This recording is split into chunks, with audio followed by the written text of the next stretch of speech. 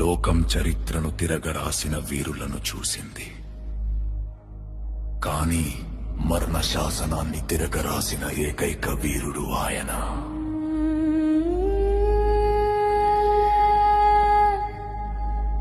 శత్రువుని కత్తితో చంపడం కాదు, తన ప్రాణాన్ని బలిగా ఇచ్చి ఆ శత్రువులోని శత్రుత్వాన్ని చంపిన మహాయోధుడు.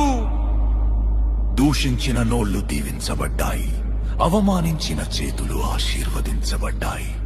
ఎందుకంటే ఆయన సింహాసనంపై కూర్చున్న రాజు మాత్రమే కాదు, ప్రతి గాయాన్ని తన కౌగిలితో మాయం చేసే ప్రేమ సామ్రాజ్య చక్రవర్తి.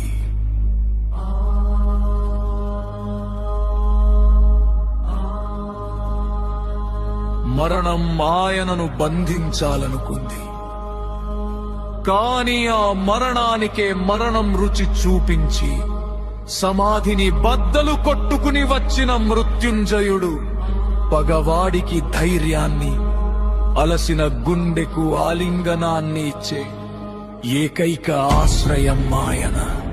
ఆయనే నా సర్వస్వం, ఆయనే నా యేసుక్రీస్తు.